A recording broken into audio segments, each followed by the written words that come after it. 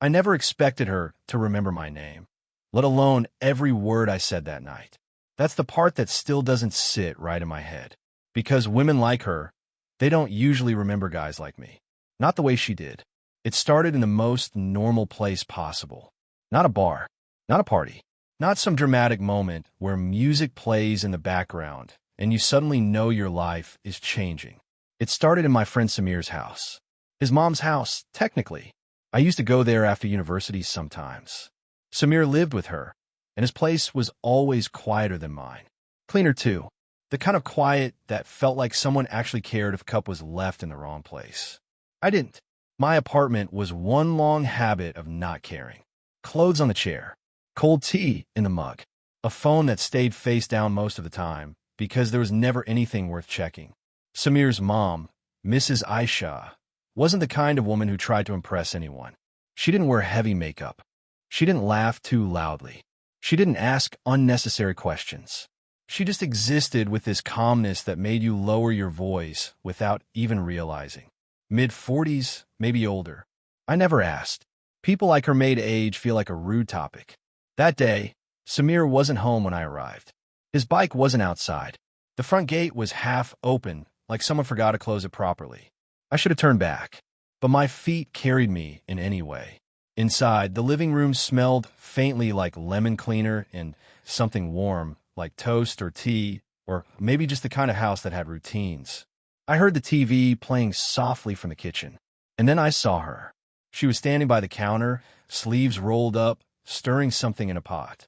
Her hair was tied back in a loose clip, a few strands escaping around her face like they didn't want to behave. When she turned, she didn't look surprised to see me. She just blinked once, like she was switching from one thought to another. "Oh," she said, "you're here. Not who are you? Not what are you doing here? Just you're here." I stood there awkwardly, my backpack hanging off one shoulder like I was still 12. Samir's not answering," I said. She nodded slowly, as if she already knew that. "He's at his cousin's. He forgot to tell you." I didn't know what to do with my hands, so I slid my phone into my pocket, even though it was already there. Then I noticed I was still holding my helmet. Like an idiot. "Oh," I muttered. "Okay, I'll go then." But she didn't say goodbye. Instead, she turned back to the stove and said, "You've eaten." The question landed softly, like she wasn't really asking. Like she was offering something without making it feel like charity. I hesitated. It wasn't pride. It was just, I wasn't used to people noticing that kind of thing. "No," I admitted. She nodded again. "Seat. Tea's almost ready." It wasn't a request. So I sat. The kitchen table was small, clean. A folded napkin sat near a plate like someone cared about details. I found myself straightening it without thinking, pressing the corner down like it mattered. Mrs. Aisha poured tea into 2 cups. She moved slowly, but not tired, like she had nowhere else to be. When she placed my cup in front of me, her fingers brushed the edge of the table, and I noticed her hands. They weren't delicate. They looked like hands that had done real work. Cooking, cleaning, holding up a life without applause.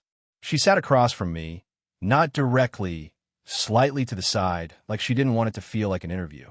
For a while, we didn't talk. The silence wasn't awkward. It was heavy but gentle, the kind of silence that makes you notice things you normally ignore. The ticking wall clock, the steam curling from the tea, the way she looked at me without staring. I took a sip and almost burned my tongue. She smiled just a little. "Always impatient," she said, like she'd known me for years. I laughed under my breath. "Yeah, guess so." She picked up her own cup, but didn't drink. She just held it, warming her hands. "You're studying what again?" she asked. "Business," I said. She nodded slowly. "And you like it?" The question wasn't casual. It felt like she actually wanted the truth. I shrugged. "It's fine." She tilted her head, like she could see right through that word. "Fine is a dangerous answer," she said quietly. I didn't know why that made my chest tighten. I looked down at my tea. The surface trembled slightly, and I realized my hands were shaking. Not from fear, from being seen. I swallowed. I don't know what else I'd do. Mrs. Aisha didn't respond right away. She just watched me, her eyes calm, but not empty. Then she said, almost to herself, "Most people don't." The way she said it, it didn't feel like advice. It felt like confession, and I remember thinking right then that there was something about her life that didn't fit the way she smiled. Something quiet behind it. Something she didn't talk about. I left 10 minutes later because I didn't want to stay too long. At the door, she said, "Drive carefully." I nodded. "Thanks for the tea." She paused, and her voice softened. "You always say thank you like you're surprised someone gave you something." I froze, because she wasn't wrong. I didn't know what to say, so I just looked at her. My eyes flicked, without meaning to, toward her hands again. She noticed. She didn't move them. She just held my gaze. And then she smiled, small and tired. That night, when I got home, I opened my phone and stared at my empty messages like I always did. But this time, there was one new notification. A message from an unknown number. "Mrs. Aisha, Samir forgot his charger. You could drop it tomorrow, if you're free." I stared at the screen longer than I should have, because something about the way she wrote, "if you're free," didn't feel like it was about a charger at all. And deep down, I knew I'd go. The next day, I told myself I was only going back to return the charger. Nothing else. Not her voice. Not the way she looked at me like I was a person instead of a passing visitor. Not the strange calm I'd felt sitting in her kitchen, like my thoughts had finally stopped running for once. Just a charger. That was the story I practiced in my head as I rode my bike to Samir's house. When I reached, the gate was closed this time. I knocked once, then again, and for a second I hoped no one would answer. That would have made it easier. I could have left the charger at the doorstep and gone home. But the door opened almost immediately. Mrs. Aisha stood there wearing a simple, light blue shower kameez, her hair damp like she'd just washed it. She wasn't dressed up. That somehow made her feel more dangerous. Not because she was trying, because she didn't need to. "Oh," she said again, like she'd been expecting me. "You came." I lifted the charger, awkwardly. "Yeah, Samir's charger." She stepped aside without a word. So I went in. The house felt even quieter in daylight. Sunlight came through the curtains in thin stripes, landing across the floor like lines you weren't supposed to cross. She walked toward the kitchen, and I followed, automatically, like my feet already knew the way. "I didn't disturb you, did I?" I asked. "No," she said. I was already disturbed. It took me a second to realize she was joking. My mouth twitched. That's reassuring. She gave a small smile, not looking at me directly. She started boiling water again, like it was routine. Like I was routine. That thought hit me in the chest harder than it should have. I sat at the same table. Same napkin. Same clean plate. I noticed there was a tiny crack in the corner of the tile near the sink, like the house wasn't as perfect as it pretended. She poured tea again, quieter this time. No unnecessary clinking. No wasted movements. When she slid the cup toward me, our fingers didn't touch, but they came close enough that I felt the heat of her hand. Stupid, maybe, but I noticed. She sat down, holding her own cup the same way she had yesterday, like warmth was something she didn't get enough of. "You didn't have class today?" she asked. "I did," I said. "I skipped the last lecture." She looked at me then, not judging, just registering. "And why would you do that?" I shrugged. Didn't feel like listening to someone talk for an hour about things they don't care about. She nodded slowly, almost like she understood too well. For a moment, the kitchen went quiet again. The kind of quiet that didn't feel empty, it felt loaded. Then she said, softly, "When I was your age, I used to skip things too." That surprised me. Something about her always made me assume she'd never broken rules in her life. "You?" I asked, skipping. Her lips curved slightly. "Yes, me." I leaned back in my chair, letting myself smile. "What did you skip?" She looked down at her tea. The steam blurred her face for a second. "I skipped my own wedding rehearsal." I blinked. "What?" She finally took a sip, then said, "I sat on the roof of my parents' house and watched the sky until it got dark. Everyone was angry. My mother cried. My sisters call me selfish." She paused, but it was the last time I remember being completely alone before life started asking things for me. I didn't speak. I couldn't, because she said it so casually, like it was nothing, like it hadn't shaped her entire life. And in that moment, I saw it, something behind her calm. Not sadness exactly, more like endurance. I swallowed and stared at my tea. My eyes flicked to her hand again. She was rubbing her thumb slowly over the rim of her cup, absent-minded, like she was trying to smooth something out that couldn't be smoothed. My dad left when I was 13. I heard myself say. The words came out before I could stop them. She looked up, and her expression changed slightly. Not pity, not surprise, just attention. I shrugged, trying to make it sound casual. He just disappeared. One day he was there, the next day he wasn't. So I guess I don't really know how to be the kind of person people stay for. I laughed quietly, but it didn't sound like a laugh. She didn't respond immediately. Then she said, "That's not your fault." Her voice was firm, almost sharp. It made my throat tighten. I nodded once, staring at the table. I didn't trust myself to look at her too long, because suddenly it felt too intimate. Two people confessing small truths over tea, like it meant something. And it did mean something. That's what scared me. Because she wasn't just Samir's mom. She was someone's wife once. Someone's whole life. Someone who had lived through things I couldn't even imagine. And I was just a boy sitting at her kitchen table, acting like her attention didn't feel like oxygen. I should have left, but I didn't. She got up to wash the cups, and I stood too, automatically. "Let me help," I said. She hesitated. "You don't have to." "I know," I said. "I want to." So I stood beside her at the sink, passing her the cups one by one. Our shoulders almost brushed. Not quite, but close. Too close. The sound of running water filled the space between us. Neither of us spoke, but the silence wasn't comfortable anymore. It was charged. I could smell her shampoo. Something clean, something soft, like rain on warm ground. Then, as she reached for the last cup, her hand slipped slightly. And without thinking, I steadied it. My fingers wrapped around her wrist, gentle, instinctive. Her skin was warm. She froze. I froze too. And for 1 second, neither of us moved. The water kept running. The world kept existing. But the kitchen felt like it had stopped. She slowly turned her head toward me. Her eyes met mine. Not angry, not shocked, just aware. And she didn't pull away right away. I don't know why that moment stayed with me. Maybe because it felt like someone finally saw me. Or maybe because, in her silence, she was admitting she felt it too. After that day, I stopped pretending it was just about tea. I didn't say it out loud. Not to Samir, not to myself. But my body knew, because I started finding reasons to go back. A notebook I forgot at Samir's place. A USB cable. A stupid excuse about returning a book Samir never even lent me. And every time I walked into that house, it felt like stepping into a room where the air was thinner. Like one wrong breath would expose everything. Mrs. Aisha never acted like I was doing anything strange. That was the scariest part. She didn't flirt. She didn't smile too much. She didn't say my name like it meant something. But she remembered things. Small things. "How did your exam go?" she asked once, casually, while stirring sugar into tea. I blinked. "I didn't tell you I had an exam." She didn't look up. "You sat last week, when you were leaving." I sat down slowly, like the chair suddenly weighed more. "Oh." She slid the cup toward me, the same way she always did. Calm hands, clean nails. No jewelry except a thin ring she wore on her right hand.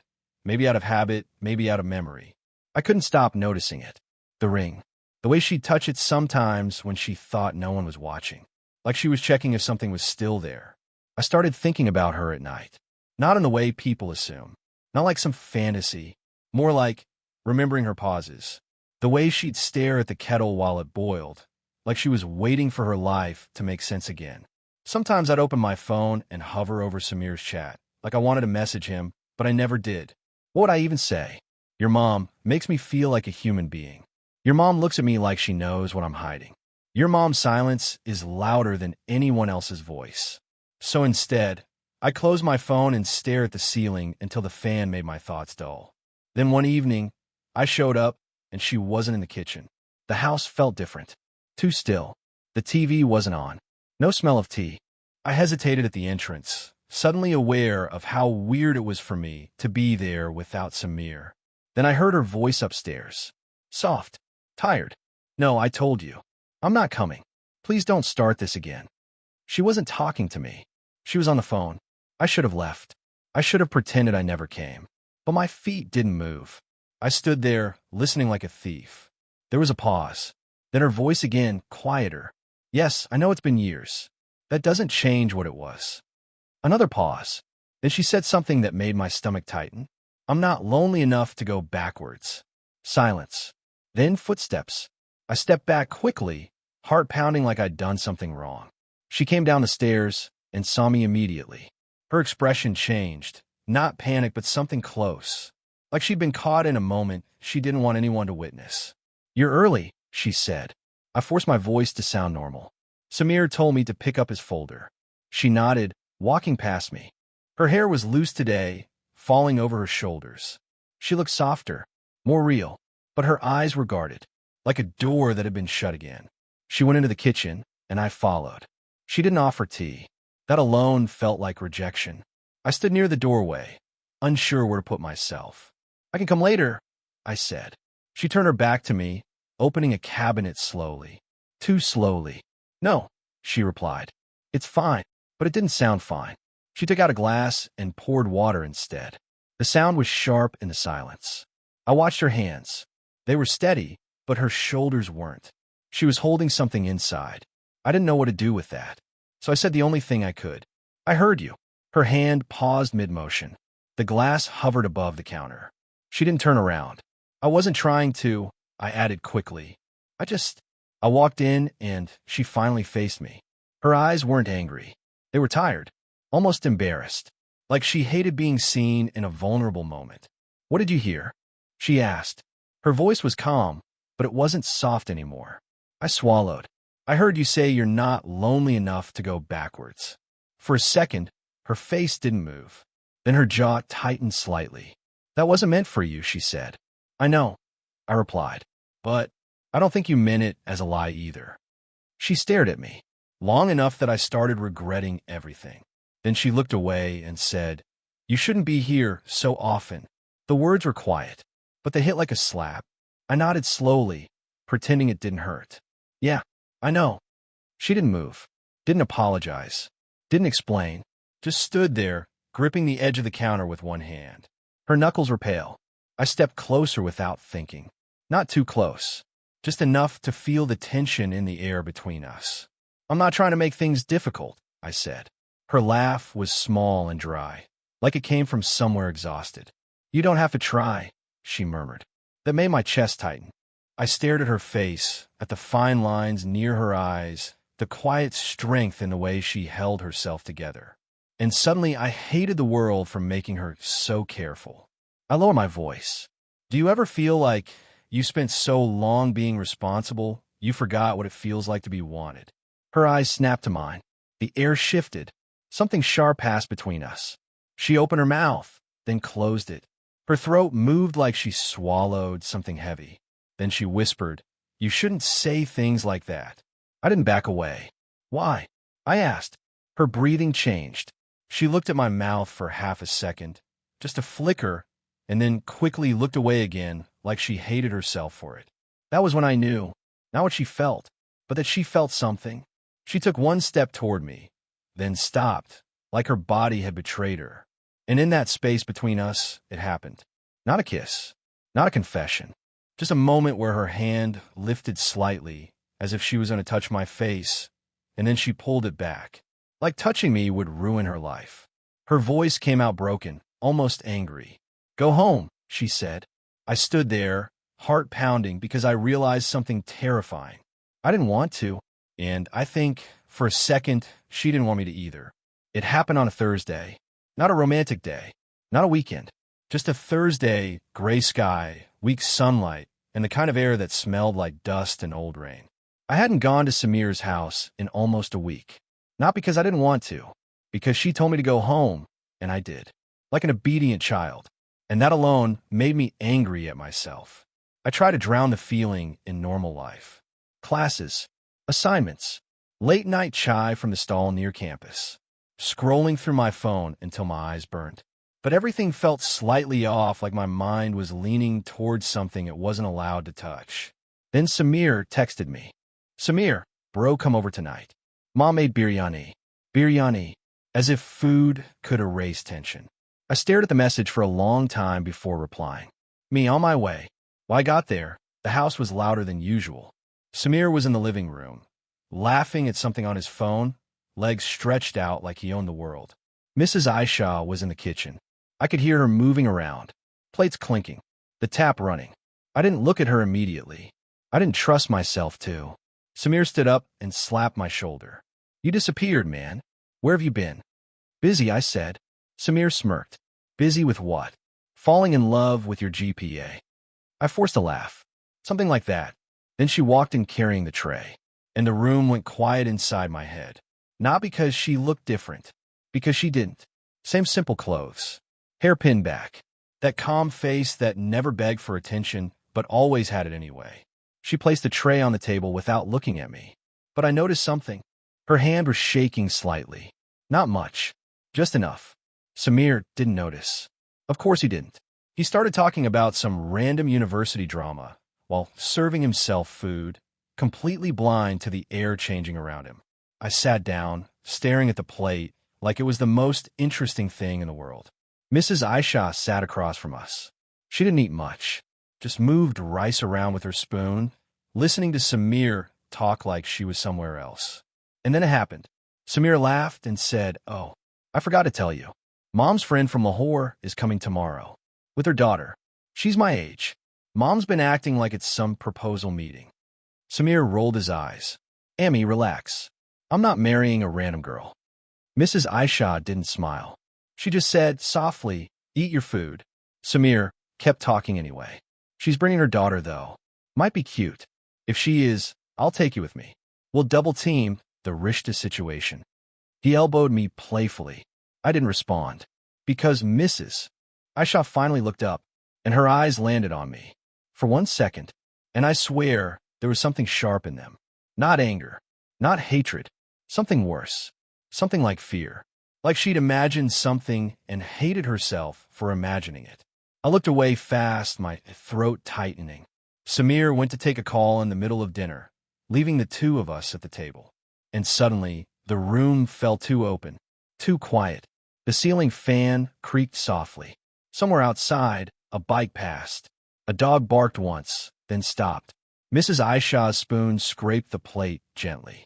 Then she said, without looking at me, "You haven't been coming." I swallowed. "You told me not to." She nodded slowly, like she remembered, like she regretted it. "I didn't think you'd listen," she admitted. That hit me harder than it should have. I laughed once quietly. "Yeah, well, I did." She finally looked at me properly.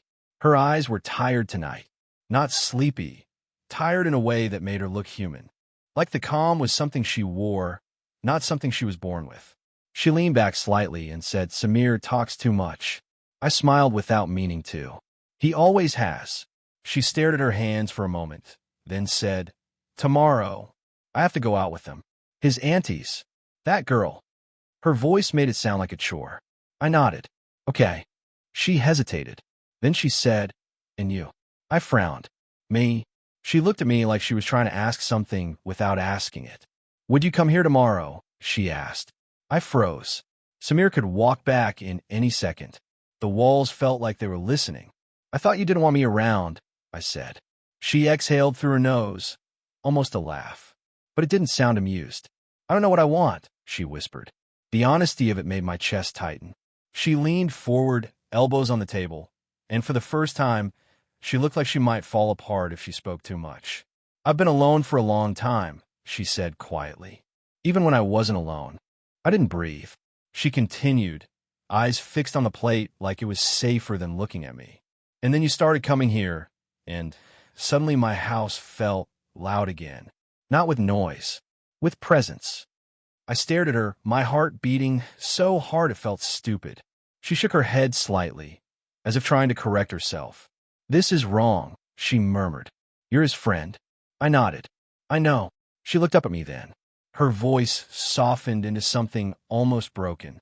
"But why does it feel like you're the only person who notices me?" The question hung in the air like smoke. I could have answered 100 ways. I could have lied. I could have made a joke.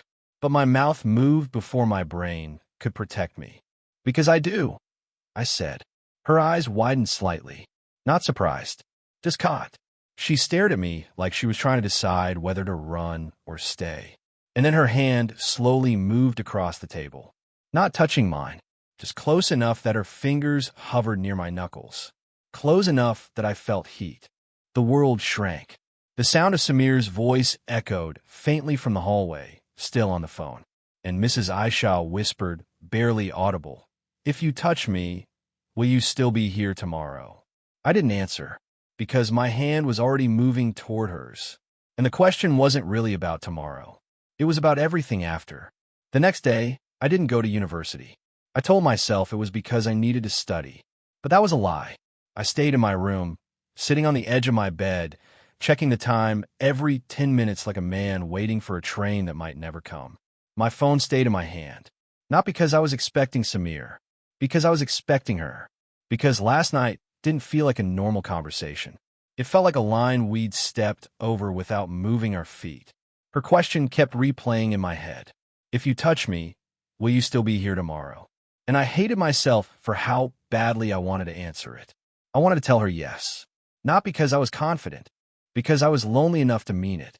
Around 3 p.m., Samir texted. "Samir, Mom says she's busy today. She went out. Don't come over." I stared at the message. Busy. That word felt cold coming from him, like it didn't belong to what happened last night. I typed back, "Me, okay." Then deleted it. Then typed again. "Me, everything all right." Then deleted that too. I ended up sending nothing. Because what could I say? Tell your mom I'm still here. That sounded insane. So I just sat there, letting the day stretch like a punishment. By evening, I couldn't take it anymore. I put on my shoes and rode to Samir's house anyway. Not because I had a plan, because my body needed to see the truth. The street outside his house was unusually full. A white car was parked near the gate. Another car behind it. Voices. Women laughing. I slowed down, my heart tightening. From the outside, it looked like a normal gathering. Like any family house on any ordinary evening. But my stomach knew better. I locked my bike and walked closer. The gate was open, and there she was.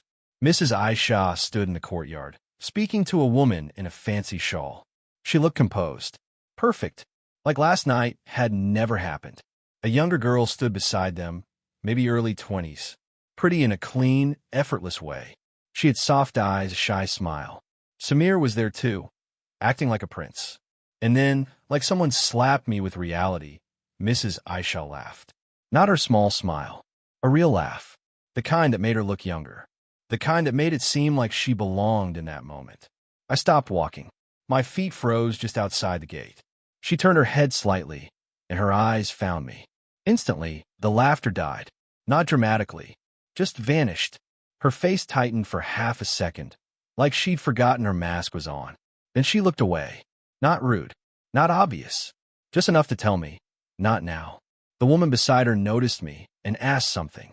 Mrs. Aisha replied with a polite smile, gesturing vaguely as if I was nobody important. Like I was just a passerby. My chest felt hollow. Samir spotted me and waved. "Bro," he called. "Come in." I couldn't move. The girl looked at me too. She smiled politely, the way people smile at strangers. Mrs. Aisha didn't look back. She kept her eyes on the tea tray she was holding, her fingers gripping it like it was the only thing keeping her steady. Samir walked over, still smiling. "Perfect timing," he said. "Meet Zura, Mom's friend's daughter." Zara nodded. I nodded back. "Hey." My voice came out dry. Samir clapped my shoulder. "Sit with us. We're having snacks." I glanced at Mrs. Aisha. She still wouldn't look at me. And something inside me cracked, not loudly, just quietly, like a thread snapping. I forced a smile at Samir. "I can't. I just came to drop something off." Samir frowned. "What?" I lied easily. Too easily. "My charger. I left it here." Samir blinked. "Your charger. You don't even, I'll get it later." I cut in quickly. "It's fine." Then I turned and walked away. I didn't run. I didn't make a scene. I just left like I'd never mattered. Like I hadn't almost touched her hand across that table. Like she hadn't almost asked me to stay. When I reached home, I sat on my bed and stared at the wall for a long time. My phone was in my hand again. I opened her chat. I had saved her number as Aisha, Samir's mom. Like an idiot, like labeling it properly would keep it safe. My thumb hovered over the keyboard. I typed, "Why did you look at me like that?" Then deleted it. I typed again, "Was last night real for you?" Deleted. Then, "I came today. I saw you." Deleted. I kept writing and erasing like a man, trying to speak through a locked door. Finally, I typed the simplest thing. "Are you okay?" I stared at it for a full minute. Then I didn't send it. Because what if she replied? And what if she didn't? I set my phone down slowly, face down on the bed. And for the first time, I realized something painful. I didn't feel heartbroken. I felt paused, like life forgot to finish the sentence. I didn't go back for 3 days. Not to Samir's house. Not even near that street. I told myself it was pride. But it wasn't. It was fear. Because once you start wanting someone who doesn't belong to you, your whole life begins to feel like a room with no air. Samir called twice. I didn't pick up. On the fourth day, he texted again. "Samir, bro, where are you? Mom asked about you." That line hit me harder than it should have. Not because she asked, because she noticed I was gone. I stared at the message until my eyes started burning. Then, without thinking too much, I got on my bike. The sky was darker than usual. Clouds hung low like they were tired too. The streetlights were already on, even though it wasn't fully night. When I reached the house, the gate was closed. That was new. I stood outside for a moment, helmet in my hand, feeling stupid. Then I knocked. Nothing. I knocked again, softer this time, like I wasn't sure I deserved an answer. A few seconds passed. Then the door opened. Mrs. Aisha stood there, but she didn't look like the woman from that afternoon with Zara. She looked undone. No muck-up. Hair loosely tied. A plain shawl around her shoulders like she'd grabbed it without thinking. Her eyes met mine, and for a second she didn't speak. She just stared, like she was checking if I was real. "You came," she said finally. Her voice was quiet, almost rough. I nodded once. "Yeah." She didn't move out of the doorway. She didn't invite me in, and that hurt more than I expected. "I shouldn't have," I said, the words coming out bitter. "You made it pretty clear the other day." Her face tightened slightly. "I didn't want them to see," she said. "Them," I repeated. "Or him." Her eyes flickered at the mention of Samir. That was answer enough. I exhaled slowly and looked down at my hands. I realized I was still holding my helmet like a child holding a school bag. "I'm not here to make trouble," I said. I needed to know if I imagined everything."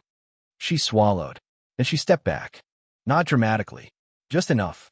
"Come inside," she said. So I did. The house was quiet again, but not the calm kind of quiet. This was the kind of quiet that came after something had been broken and no one knew how to clean it up. The kitchen light was on. The same table. The same chair. She walked toward the stove and switched the kettle on automatically, like her hands didn't know what else to do when emotions got too close. I stood near the doorway. She didn't look at me. "I'm sorry," she said. 2 words. Simple. Heavy. I let out a breath I didn't know I was holding. "You didn't even text," I replied. She nodded once. "I wanted to." She turned slightly, her arms crossing over her chest, like she was holding herself together. "But if I texted you, it would become real. Histoire de rire. And it's not real now." I asked. She finally looked at me then. Her eyes were glassy, but she didn't let the tears fall. That wasn't her style. "I'm a mother," she said quietly. "And you're his friend." "I know," I whispered. "And I'm not stupid," she added. "People talk. They always do. They look at a woman like me and decide what kind of woman she is the moment she smiles too long." The kettle clicked softly, but neither of us moved. I stepped closer. Not too close. Just enough that she could feel I was there. "I didn't come here because I wanted something from you," I said. "I came because, when I'm with you, I don't feel invisible." Her throat moved. She looked away, blinking slowly like she was fighting something inside herself. "I shouldn't let you say that," she murmured. "But you're letting me," I said. That made her laugh just once. A dry little sound. "God," she whispered, almost like a prayer. "You don't even realize what you do." I shook my head. "Dull. I think I do." She turned toward me fully now, and for the first time, she looked like she wasn't hiding. Not behind age. Not behind motherhood. Not behind dignity. Just a woman, tired of being careful. Her voice dropped. "That night," she said, "when you were sitting here, you said something about being the kind of person people stay for." My heart tightened. I remember. I whispered. She nodded. I've been married, she said. I've been left alone inside a marriage. And after that, I promised myself I'd never need anyone again. Her fingers gripped the edge of the counter. Then she looked at me. And then you walked into my kitchen like you belonged here. I didn't speak, because if I did, I'd lose control of my voice. She stepped forward, slowly, her hand lifted, hesitant like she was asking permission from the air. Then her fingertips touched my cheek. Soft, warm, human. I closed my eyes without thinking. And when I opened them, she was crying quietly. No sound, no drama, just tears she didn't wipe away. I can't give you a future, she whispered. I can't be your story. My chest ached. I nodded, swallowing hard. I'm not asking you to, I said.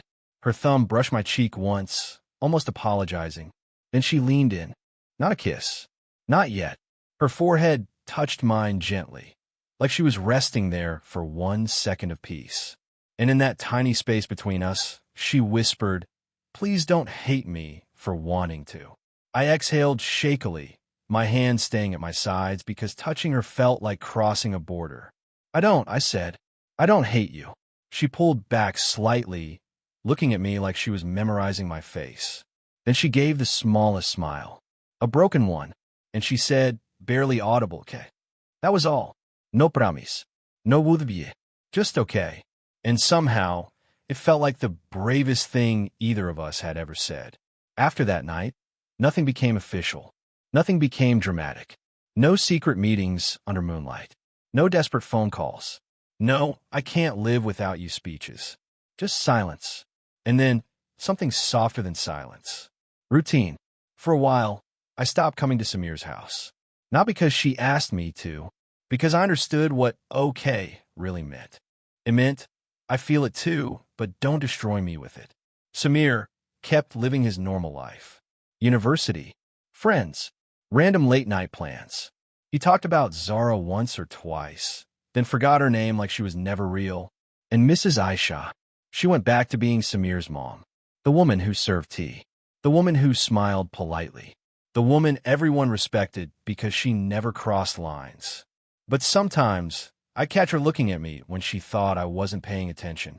Not longing, not hunger, something quieter, like she was checking if I was still there in the world. Weeks passed, then months. Life did what it always does. It kept moving, even when your heart stays behind for a while. I graduated. Samir got busy with his own mess of adulthood. And one day, without any warning, he moved out. He got a job in another city, packed his stuff in 2 days, complained the whole time, hugged his mom quickly, then left like he was late for something better. I remember standing outside the gate, watching his car disappear. Mrs. Aisha stood beside me. Her hands were folded in front of her. Too neat, too controlled. She didn't cry. But when the car was gone, she exhaled like someone who had been holding their breath for 25 years. And then she said, softly, so, the house is quiet now. I nodded. Yeah. She turned her head slightly, eyes on the empty street. You used to come here at the same time, she said. I blinked. What time? She looked at me. 8:47, she said. My chest tightened. I hadn't even realized she'd noticed something that small. But of course she had. She always noticed. I gave a small laugh, shaking my head. That's creepy. It's not creepy, she replied calmly. It's just what happens when you're alone too long. You start counting sounds. I didn't know what to say to that. So I said the only honest thing. I miss this place. She nodded, still staring at the road. Then she whispered, I missed you being in it. That was the first time she ever said something like that, without hiding it inside another sentence. No excuses. No careful distance. Just truth. After that, things didn't suddenly turn into a love story. They turned into something slower. Something real. I started coming over again, not every day, but often enough that the kettle began to feel like it had a purpose again. Sometimes we didn't even talk much. She'd sit in the kitchen with her shawl around her shoulders, and I'd sit across from her, drinking tea that always tasted slightly too strong. Sometimes she'd ask about my job interviews.